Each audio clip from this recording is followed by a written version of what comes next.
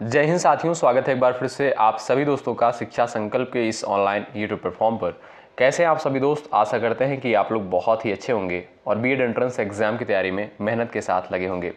साथियों, आप सभी को पता है डेली रात को 8:30 बजे सामान्य हिंदी की स्पेशल क्लास होती है जो कि बीएड एंट्रेंस एग्जाम के लिए महत्वपूर्ण है। आप किसी भी स्टेट से हैं, उस स्टेट की यदि बीएड प्रवेश परीक्षा की तैयारी कर रहे हैं, रात को 8:30 बजे इस क्लास को करना बिल्कुल मत भूलिएगा। दोस्तों, यहाँ पर सिर्फ और सिर्फ सेलेक्टेड क्वेश्चंस को ही कवर किए जाते हैं जो एग्जाम के पॉइंट ऑफ व्यू से महत्वपूर्ण हैं। आइए बिना किसी देरी के शुरुआत करते हैं। आप लोग पूरे धैर्य के साथ अंत तक बने रहिएगा और प्रयास करिएगा कि आप लोग हर एक सवाल का आंसर देते हुए चलिएगा। आइए शुरू करते हैं आज के इस सेशन की। और पहला प्रश्न आपके स्क्रीन पर लग चुका है, आप लोग आंसर देने का प्रयास करिएगा। निम्न में से कौन सा जो है स्त्रीलिंग है? बताइए। हीरा, मोती, पन्ना और रत्ती, 4 ऑप्शंस आपके सामने दिए गए हैं। सभी दोस्त आंसर देने का प्रयास करें। साथियों, यहां पर आप देखोगे हीरा, मोती और पन्ना, ये तीनों दोस्तों आपके जो है पुल्लिंग के अंतर्गत आते हैं। क्या? पुल्लिंग के अंतर्गत आते हैं।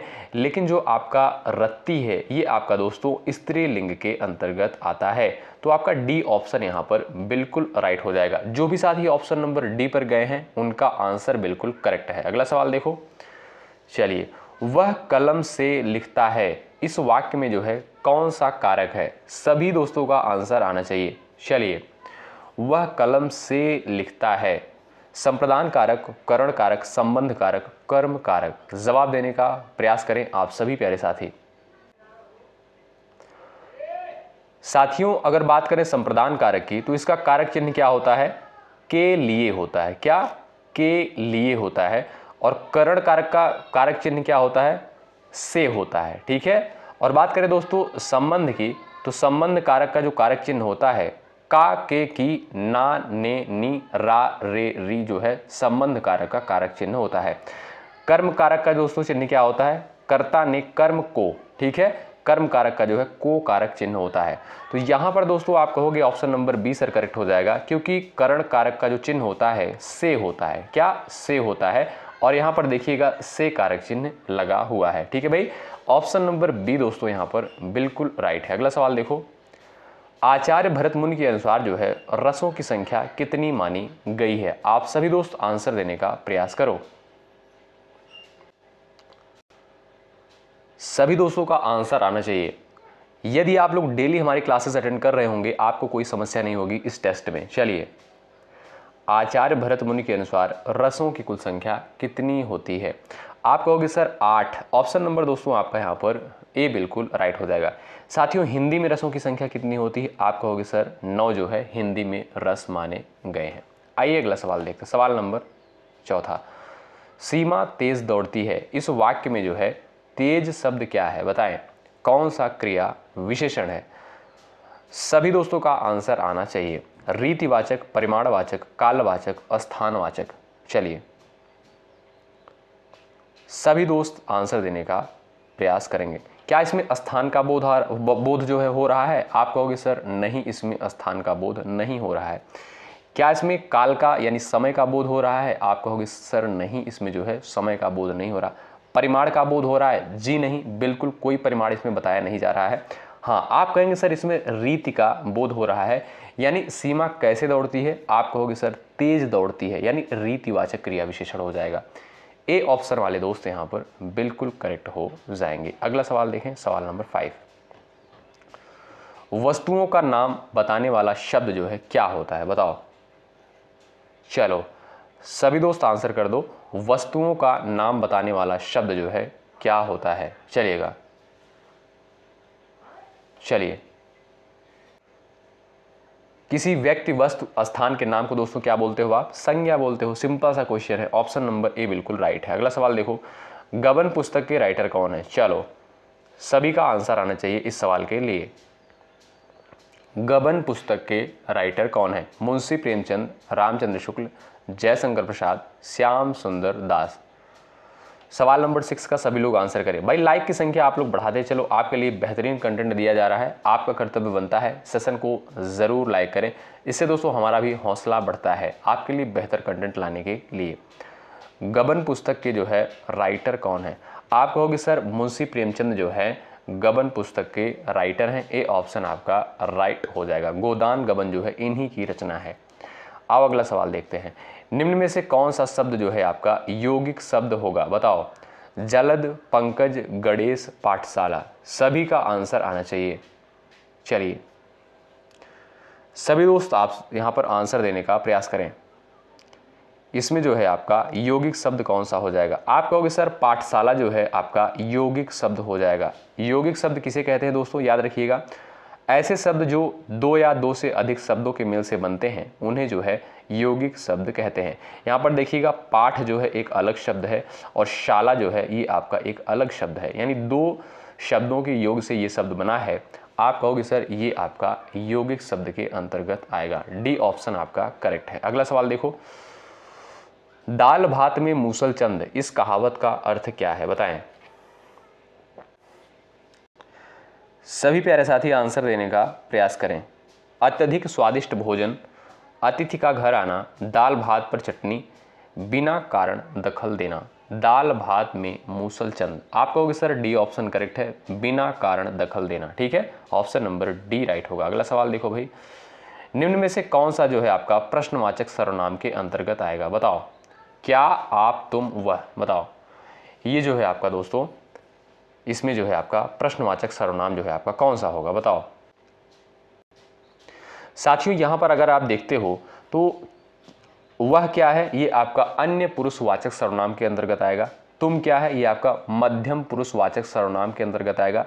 आप जो है आपका ये निजवाचक सर्वनाम के अंतर्गत आएगा। लेकिन दोस्तों क्या जो है ये आपका क्या है, प्रश्नवाचक सर्वनाम के अंतर्गत आएगा। आपका दोस्तों ए ऑप्शन करेक्ट है। आइए अगला सवाल देखते हैं। व्यर्थ शब्द का संधि विच्छेद क्या है, बताओ। सभी दोस्त आंसर देने का प्रयास करें। व्यर्थ शब्द का संधि विच्छेद क्या है। सभी का आंसर आना चाहिए इस सवाल के लिए। चलिए जो भी साथी ऑप्शन नंबर बी पर गए हैं उनका जवाब यहाँ पर बिल्कुल राइट है। व्यर्थ का जो सही संधि विच्छेद होगा वी प्लस अर्थ होगा। और इसमें संधि कौन सी हो जाएगी दोस्तों, आप कहोगे सर इसमें यण संधि है। ठीक है, बी ऑप्शन करेक्ट है। अगला सवाल देखो। चलो सब लोग आंसर दो। निम्न में से कौन सा वर्ड जो है दंत्य नहीं है, बताइए। सभी लोग आंसर देने का प्रयास करें। इसमें जो है आपका कौन सा वर्ड जो है दंत से उच्चारित होने वाला नहीं है। चलिए साथियों त, थ, द, ध, न ये सभी आपके जो है दंत से उच्चारित होने वाले वर्ड हैं। लेकिन ट जो है ये आपका मूर्धा से उच्चारित होने वाला वर्ड है। आप कहोगे सर बी ऑप्शन यहाँ पर बिल्कुल करेक्ट है। सवाल नेक्स्ट देखिएगा। कौन सा जो है आपका उक्षिप्त व्यंजन है, बताओ। चलिएगा उक्षिप्त व्यंजन जो है आपका कौन सा है। सभी दोस्त प्रयास करो आंसर देने के लिए। सभी का आंसर आना चाहिए। साथियों याद रखिएगा अढ़ और ढ ये आपके दोनों उच्छिप्त व्यंजन के अंतर्गत आ जाते हैं। आपका ए ऑप्शन दोस्तों यहाँ पर बिल्कुल करेक्ट होगा। ए ऑप्शन यहाँ पर राइट हो जाएगा। याद रखिएगा बहुत महत्वपूर्ण है ये। अगला सवाल देख लो। निम्न में से कौन सा जो है विराम चिन्ह का एक प्रकार नहीं है। चलो सभी लोग आंसर कर दो। चलिए विवरण, निर्देशक, लाघव और उपदेशक, यहाँ पर जो है 4 ऑप्शंस दिए गए हैं। आपसे सवाल करता है कि इसमें जो है विराम चिन्ह आपका कौन सा नहीं है। साथियों यहाँ पर यदि आप देखते हो विवरण चिन्ह आप किसे बोलते हो, विवरण चिन्ह आपका ये होता है। ठीक है, ये आपका विवरण चिन्ह होता है। और उपदेशक जो है आपका दोस्तों कोई चिन्ह नहीं होता है। और यहाँ पर निर्देशक चिन्ह कौन सा होता है, आप कहोगे सर ये आपका निर्देशक चिन्ह है। और लाघव चिन्ह दोस्तों किसे बोलते हैं, जैसे आप देखे होंगे कि डॉक्टर लिखा होता है और यहाँ पर एक शून्य ऐसे बना होता है, इसको दोस्तों आप बोलते हो लाघव। ठीक है, ध्यान रखिएगा। तो यहाँ पर ऑप्शन नंबर बी करेक्ट हो जाएगा। उपदेशक जो होता है ये कोई विराम चिन्ह नहीं होता है। ठीक है, तो बी ऑप्शन वाले दोस्त राइट है। अगला सवाल देखो। निम्न में से किस शब्द में जो है री स्वर नहीं है, बताओ। सभी लोग आंसर देने का प्रयास करें। री स्वर जो है किस में नहीं है। चलिए यहां पर देखोगे दोस्तों कृपा में भी री आपका लगा हुआ है, कृष्ण में भी री लगा है, दृष्टि में भी री लगा है, लेकिन कर्म में जो है आपका री नहीं लगा हुआ है। ये बल्कि क्या है, ये आपका होगी सर र है। ठीक है, तो आपका डी ऑप्शन करेक्ट है। अगला सवाल देखो। अत्यधिक शब्द में जो है कौन सा उपसर्ग लगा है। चलो सभी लोग आंसर छाप दो। चलो भाई, लाइक की संख्या भाई बढ़ती रहनी चाहिए। चलिए, अत्यधिक शब्द में जो है कौन सा उपसर्ग है? अच्छा दोस्तों, ये जो है आपको रिकॉर्डेड क्लास प्रोवाइड करी जा रही है, ये भी ध्यान रखिएगा। कुछ स्टूडेंट कंफ्यूज हो जाते हैं कि लाइव सेशन है, लेकिन ये लाइव सेशन नहीं है, ये आपको रिकॉर्डेड फॉर्म में क्लास दी जा रही है। चलिए, इसमें जो है आपका अत्यधिक शब्द में जो है कौन सा उपसर्ग लगा हुआ है? आप कहोगे सर इसमें जो है आपका अति उपसर्ग लगा हुआ है, यानी बी ऑप्शन यहां पर बिल्कुल करेक्ट हो जाएगा। ठीक है भाई, अगला सवाल देखो। संरक्षण शब्द में जो है कौन सा उपसर्ग लगा हुआ है? बताओ, सभी दोस्त आंसर देने का प्रयास करें। संरक्षण शब्द में जो है आपका कौन सा उपसर्ग लगा हुआ है? सभी प्यारे दोस्त आंसर देने का प्रयास करें, महत्वपूर्ण सवाल है साथियों। इसमें आपका जो है सम उपसर्ग लगा हुआ है हलंत के साथ। ए ऑप्शन आपका यहां पर बिल्कुल करेक्ट है। जो भी साथी ऑप्शन नंबर ए पर गए हैं वो बिल्कुल करेक्ट है। प्रत्यक्ष शब्द में जो है कौन सी संधि है? बताओ। चलो भाई, सभी का आंसर आना चाहिए इस सवाल के लिए। प्रत्यक्ष शब्द में जो है कौन सी संधि हो जाएगी? दीर्घ संधि, यण संधि, गुण संधि, अयादि संधि। सभी लोग आंसर दे दो साथियों। प्रत्यक्ष का जो है संधि विच्छेद क्या होगा? आप कहोगे सर प्रति प्लस अक्ष जो होगा इसका संधि विच्छेद होगा, और इसमें संधि हो जाएगी आपकी यण संधि। बी ऑप्शन वाले साथी यहां पर राइट है। अगला सवाल देखो। जिस शब्द का उत्तर पद प्रधान हो और पूर्व पद का उत्तर पद में विशेषण विशेष्य का संबंध हो, तो वहां पर जो है आपका कौन सा समास होता है? प्रयास करो आंसर देने के लिए। कर्मधारय समास, बहुब्रीहि समास, अव्ययी भाव समास, तत्पुरुष समास। बताएं। विशेषण विशेष्य का जो है संबंध होता है वो है आपका दोस्तों कर्मधारय समास। आपका ए ऑप्शन करेक्ट है। अगला सवाल, निम्न में से कौन सा जो है बहुब्रीहि समास का उदाहरण है? बताएं। चलिए, इसमें जो है आपका बहुब्रीहि समास का उदाहरण कौन सा है? सभी दोस्त प्रयास करें, और मुझे पूरा भरोसा है कि इसमें आप लोग गलतियां करोगे इस सवाल में। चलिएगा, बहुब्रीहि समास इसमें जो है आपका किसमें होगा? बताएं साथियों। पंचवटी में कौन सा है आपका? आप कहोगे सर पंचवटी में जो है इसमें आपका द्विगु समास हो जाएगा। ठीक है। लाभान में आपका कौन सा समास होगा? लाभान में आपका द्विगु समास हो जाएगा, क्योंकि दोनों पद की प्रधानता है। और पंचवटी में द्विगु समास हो जाएगा। आप कहोगे सर इसमें द्विगु समास इसलिए पंचवटी में क्योंकि यहां पर जो है आपका पहला पद संख्यावाची है, और लाभान में जो है आपका द्वंद्व समास होगा। ध्यान रखिएगा। ठीक है, लाभान में जो है आपका द्वंद्व समास होगा, क्योंकि दोनों पदों की प्रधानता बताई जा रही है। लाभ का अलग अर्थ है, हानि का अलग अर्थ है। ठीक है भाई। बात करें दोस्तों चतुर्भुज शब्द की, इसमें आप कहोगे सर द्विगु समास भी होता है और बहुब्रीहि समास भी होता है। ठीक है, जैसे जब आप लोग इसका समास विग्रह दोस्तों करोगे, जैसे चतुर्भुज शब्द दिया है, आप कहोगे चार भुजाओं का समूह, तब आप कहोगे सर इसमें द्विगु समास है। लेकिन इसका एक समास विग्रह और होता है, जैसे चार भुजाएं हैं जिसकी, अर्थात भगवान विष्णु, तब आप कहोगे सर इसमें बहुब्रीहि समास है। आपसे सवाल पूछता है कि बहुब्रीहि समास किसमें है? आप कहोगे सर चतुर्भुज में जो है बहुब्रीहि समास है। समझ गए अच्छे से? ठीक है, तो आपका यहाँ पर सी ऑप्शन बिल्कुल राइट हो जाएगा। ठीक है भाई। पंचवटी यानी पांच वटों का समाहार या समूह कह सकते हो आप लोग। तो इसमें आपका द्विगु समास होगा पहले में, दूसरे में द्वंद्व समास होगा, तीसरे में आपका बहुब्रीहि समास हो जाएगा। ठीक है। अगला सवाल देखिए, सामान्य शब्द का विलोम क्या होगा? बताओ। चलिए, सामान्य शब्द का विलोम क्या हो जाएगा? सभी दोस्त आंसर देने का प्रयास करें। साथियों, सामान्य का जो विलोम होता है वो होता है आपका विशिष्ट। ऑप्शन नंबर थर्ड वाले दोस्त यहां पर बिल्कुल करेक्ट है। और ये है आपके सामने अगला सवाल, कृष्ण का विलोम शब्द क्या है? बताओ। सभी दोस्त आंसर दे सकते हो यहां पर। कृष्ण का विलोम शब्द क्या हो जाएगा?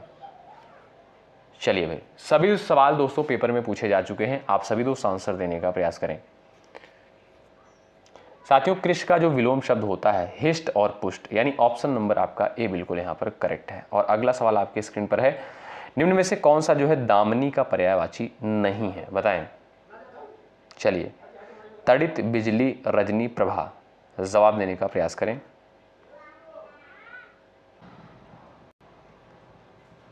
चलो भाई, सभी लोग आंसर देने का प्रयास करो। साथियों दामिनी जो है आपका किसका पर्यायवाची, आप कहोगे सर बिजली का पर्यायवाची होता है, ठीक है। तड़ित, प्रभा और बिजली ये तीनों आपके दामिनी के हो जाएंगे पर्यायवाची। लेकिन जो है रजनी आपका जो है ये आपका दोस्तों रात्रि का पर्यायवाची होता है। आप कहोगे सर डी ऑप्शन आपका राइट है। अगला सवाल देख लो भाई, इसमें बताइए आपका शुद्ध शब्द कौन सा है। अधर्म जो है कौन से विकल्प में, बिल्कुल राइट लिखा गया है। सभी का आंसर आना चाहिए इस सवाल के लिए। चलो, अधर्म जो है कौन से विकल्प में, बिल्कुल राइट लिखा गया है। चलो, बिल्कुल बेसिक सा क्वेश्चन है। जो भी साथी ऑप्शन नंबर बी पर जा रहे हैं उनका जवाब यहां पर बिल्कुल राइट हो जाएगा। अधर्म जो है विकल्प बी में करेक्ट लिखा गया है। अगला सवाल देखिए, तत्सम शब्द यहां पर आपका कौन सा हो जाएगा, बताएं। चलिए, इसमें आपका दोस्तों तत्सम शब्द कौन सा हो जाएगा, सभी दोस्त आंसर दे दो। बड़ा ही इंपॉर्टेंट सवाल है, आंसर दे सकते हो आप लोग। चलिए साथियों, यहां पर देखोगे तत्सम आपका हो जाएगा मेघ, ठीक है, ये आपका तत्सम है। और बात करें इसके तद्भव की, क्या होगा, आप कहोगे सर इसका तद्भव होता है मेह होता है, याद रखिएगा, ठीक है, मेह होता है मेघ का तद्भव। अगला सवाल देखो, निम्नलिखित में से किस शब्द में जो है री की मात्रा का प्रयोग हुआ है, बताओ। किसमें जो है आपका री की मात्रा लगी हुई है। क्रय, कर्म, दृष्टि किसी में भी नहीं हुआ है, बताओ किसमें आपका जो है री मात्रा लगी हुई है। क्रय में भी देखोगे दोस्तों आप लोग र लगा है, कर्म में भी र लगा है, लेकिन दृष्टि में दोस्तों आप देखोगे यहां पर ये री की मात्रा लगी हुई है। ऑप्शन नंबर सी बिल्कुल राइट है। अगला सवाल, किस शब्द में जो है र व्यंजन का प्रयोग नहीं हुआ है, बताओ। र व्यंजन का प्रयोग जो है किसमें नहीं हुआ है, बताओ। सभी दोस्त आंसर देने का प्रयास करो। चलो भाई लाइक की संख्या आप लोग बढ़ाते चलें। जो भी साथी चैनल पर नए हैं, बीएड एंट्रेंस एग्जाम की आप तैयारी कर रहे हैं, आप लोग शिक्षा संकल्प के इस ऑनलाइन यूट्यूब प्लेटफॉर्म से जरूर जुड़ें। निश्चित रूप से यहाँ से साथियों आपको हेल्प मिलेगी। बेहतरीन कंटेंट यहाँ पर आपको प्रोवाइड किया जा रहा है। यहाँ पर देखेंगे दोस्तों, मात्रा में भी आपका र लगा हुआ है, क्रम में भी आपका र लगा हुआ है, लेकिन वृष्टि में आपका री की मात्रा लगी हुई है। इसलिए दोस्तों आपका थर्ड ऑप्शन यहाँ पर करेक्ट हो जाएगा, ठीक है, क्योंकि सवाल पूछता है र व्यंजन का प्रयोग नहीं हुआ है वृष्टि में, ठीक है। अगला सवाल देखो, किस शब्द में जो है अकर्मक क्रिया का प्रयोग हुआ है, बताएं। चलिए, यहां पर साथियों आपका बी ऑप्शन बिल्कुल राइट हो जाएगा, ठीक है भाई।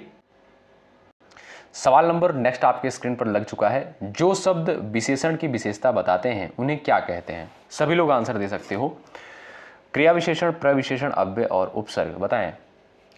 जो शब्द जो है विशेषण की भी विशेषता बताते हैं उन्हें क्या कहते हैं।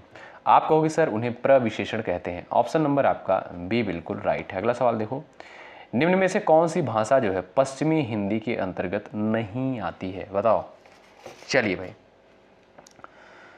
पश्चिमी हिंदी के अंतर्गत जो है कौन सी भाषा नहीं आती है, सभी लोग आंसर दे सकते हो यहां पर। चलिए,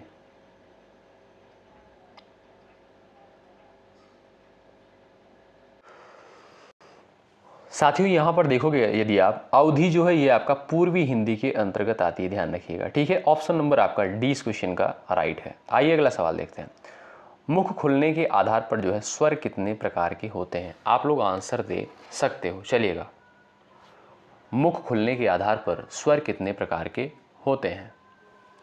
3, 4, 5 और 6, 4 ऑप्शन आपके सामने दिए गए हैं, प्रयास कर सकते हो आंसर देने के लिए। चलिएगा, आप कहोगे सर 4 प्रकार के होते हैं, ठीक है। आपका यहाँ पर दोस्तों बी ऑप्शन बिल्कुल करेक्ट हो जाएगा।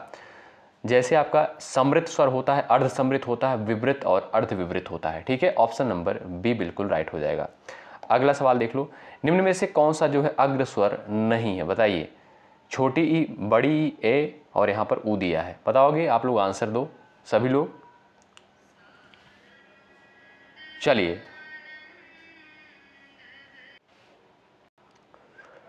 तो भाई इस क्वेश्चन का आपका ऑप्शन नंबर डी करेक्ट हो जाएगा, ठीक है। छोटा ऊ जो है ये आपका अग्र स्वर नहीं है, बाकी तीनों वर्ड जो है आपके अग्र स्वर के अंतर्गत आते हैं। अगला सवाल देखो, चलो आंसर दे सकते हो आप लोग। आलमारी जो है किस भाषा का शब्द है, बताएं। आलमारी जो है किस भाषा का शब्द है।